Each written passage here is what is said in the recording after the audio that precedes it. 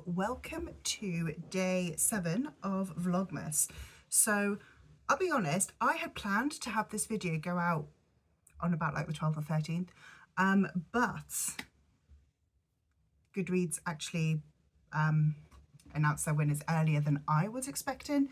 Maybe people who follow the GoodReads Choice Awards properly would realise it was due now. I did not, which is why this is coming out like a couple of days after the winners were announced. Today is the 5th, the winners have now been announced, and yeah, I just thought I would film it now, but the only slot I've got is the 7th.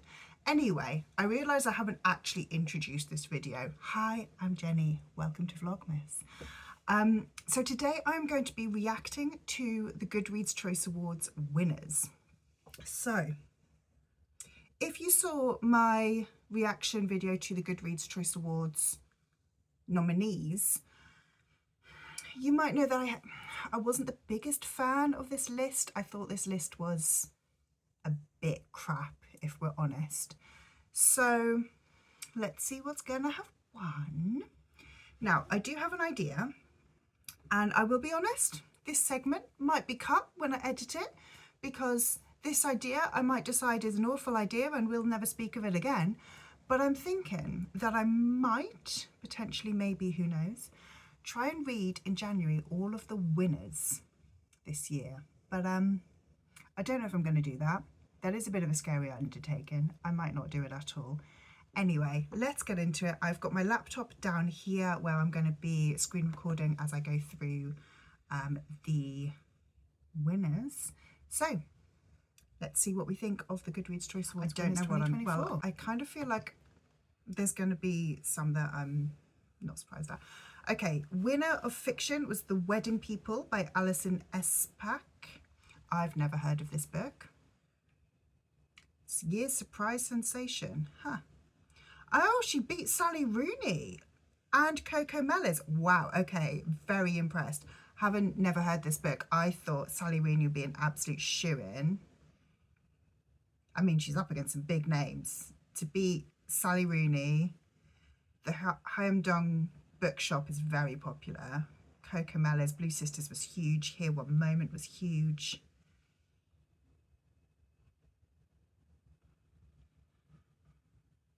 Interesting. Okay, historical fiction. The Women, yeah, no, I absolutely called that one. I thought it would be The Women, absolutely. No surprises there. Wow, and how did that one win? 250,000 votes, and James came in second with 62,000. That is incredible. Is there anything else in here that I thought could have been By Any Other Name by Jodi Picoult? I have read that. I think it's the only one in this category that I've read. It is quite good. I feel like it didn't get the votes because it's a historical fiction. It didn't tap into the Jodi Picoult fans, and because it's Jodi Picoult, it didn't tap into the historical fiction fans, is my opinion. I'm really sorry if you can hear the rain. It's raining quite a lot, but nice and atmospheric here. So yeah, not surprised by historical fiction. Let's move that one out the way. Mystery thriller. Do we think it's going to be Frida? I don't think it's going to be Frida McFadden. It isn't. The God of the Woods. Do you know what? I've only heard people speaking about this book because of these awards. I haven't heard anyone speak about this book before that.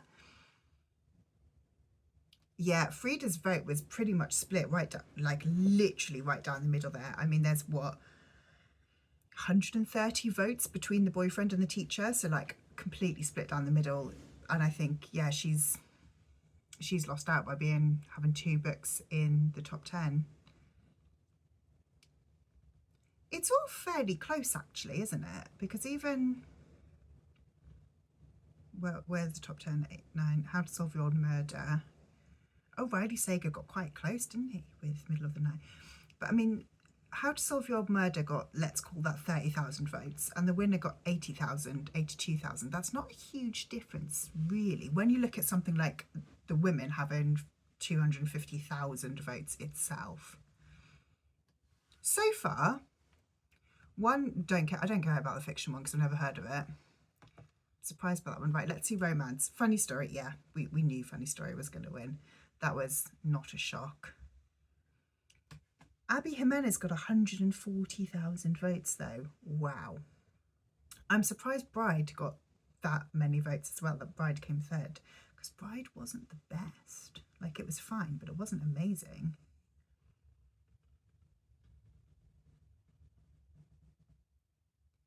Interesting that it isn't a massive, like it's 40,000 difference, less than that, between Abby and Emily.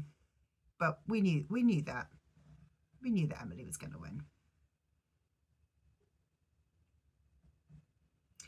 Oh, it's going to be Emily and Henry's writing her own screenplay for the upcoming film adaptation. That's interesting. Romantasy is going to be Sarah J. Maas. Yeah. Like, it could not have been anything else.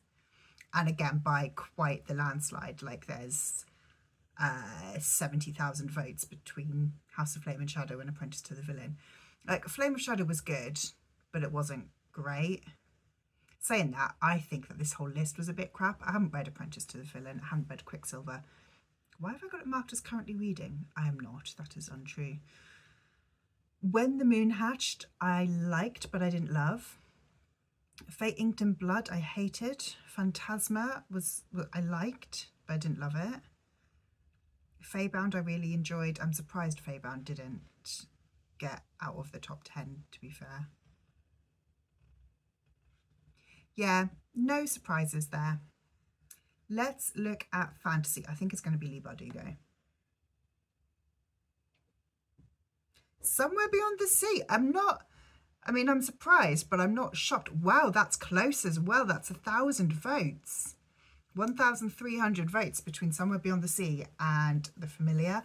The Familiar was a bit shit, but I'm surprised that it didn't win. I thought Leigh Bardugo's name would carry that through. Well done, TJ Klune. I feel like Somewhere Beyond the Sea probably kind of deserves the win more than The Familiar. I'm interested in this book, The Foxwife, because I've never heard of it, but yet 21,000 people have voted for it. So I'm like, who's been reading this book?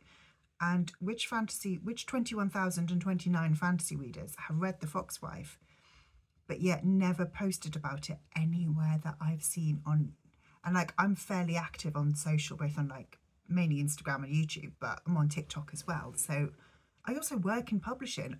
I'm quite in there with knowing what's up, but interesting. Okay, sci-fi. Yeah, I've heard good things about the Ministry of Time. I'm not massively surprised. I haven't read anything in the sci-fi category. I don't really have anything else to say there. Horror, let's have a look. That's Stephen King winning because he's Stephen King rather than because it's the best book, I would say. We Used to Live Here did well.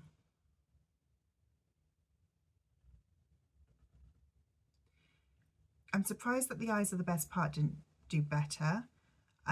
Just like, I haven't actually read it, but there's been so much hype on The Eyes Are the Best Part that I thought it would be slightly higher. I don't remember what was in debut, but maybe seeing as We Used to Live Here got so high, maybe We Used to Live Here. How to End a Love Story. Not heard of that.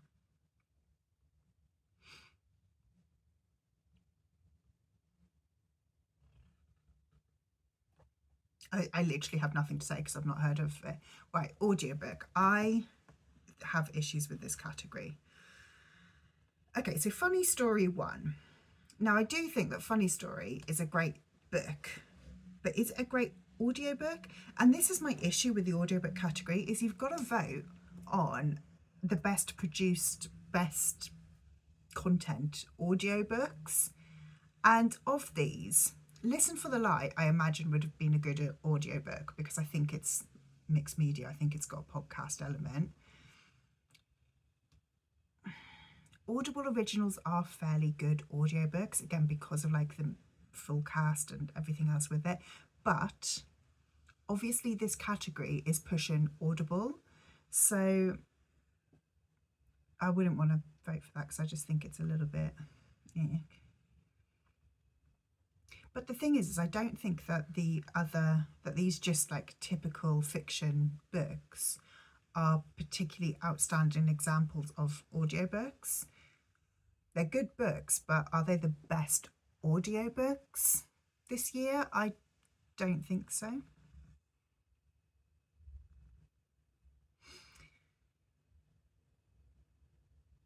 Okay, I'm surprised and not surprised by Ruthless Vows.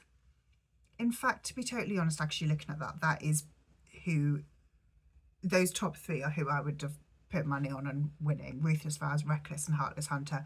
If I had, done any actual reminding myself of who was on the list before starting this video, but I did not.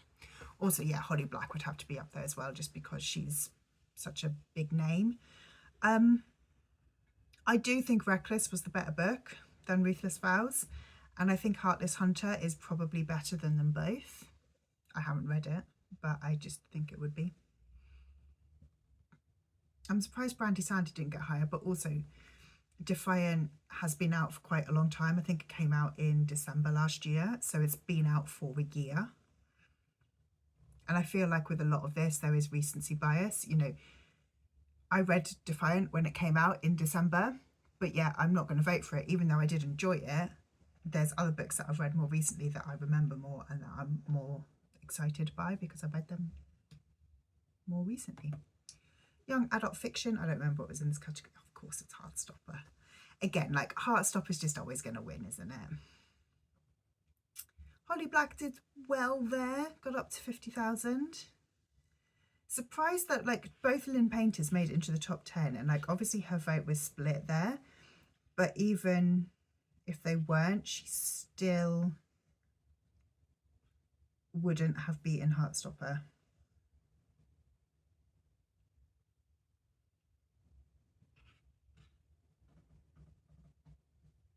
Let's look at non-fiction. The Anxious Generation. Yeah.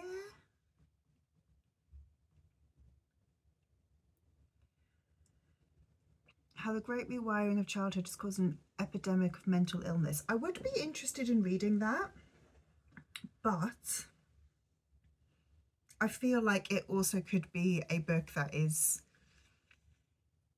I don't know, just a bit like reading it and it's sort of doing a lot of kind of, oh, everyone's a snowflake these days. I also want to read one in a millennial, which I can't pronounce.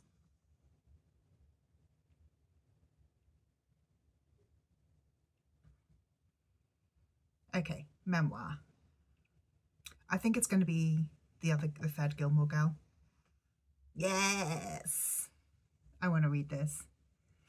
I also want to read Sociopath. I think that sounds really good.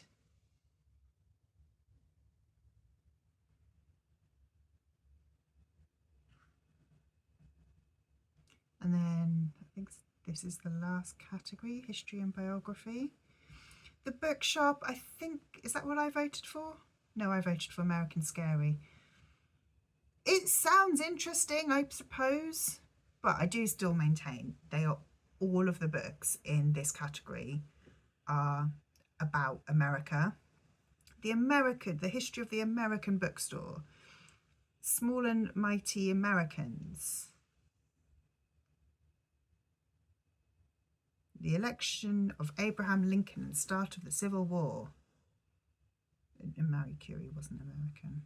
American Scary. Those two don't count. The Kennedys. America again. It's interesting there's two Egyptian ones in there. And then the others as well. Okay, what are my thoughts on the winners of the 2024 GoodReads Choice Awards? I don't think there were any like surprises. The only surprise actually was that Frida McFadden didn't win. But again, I don't feel like that's like a massive shock. That wasn't a massive surprise because her vote was split. But yeah, again, I am glad that I no longer use GoodReads. I just don't think that it is the best book tracking system. I personally use Storygraph. If you want to come and join me on there, my link is down in my bio. Yeah, that was my thoughts on the Goodreads Choice Awards winners 2024. Let me know if you do want me to read all of the winners in January. I've read a couple of them, so I think that would take my list of like 12 down to maybe like 10. I could do it. I'm not yet sure whether I would want to. To be totally honest, the list didn't blow me away with excitement, but I could. Let me know what you want. Like if you'd be interested in seeing me read all of the books and hear my actual thoughts on them. If you like this video, please do leave me a like and subscribe down below.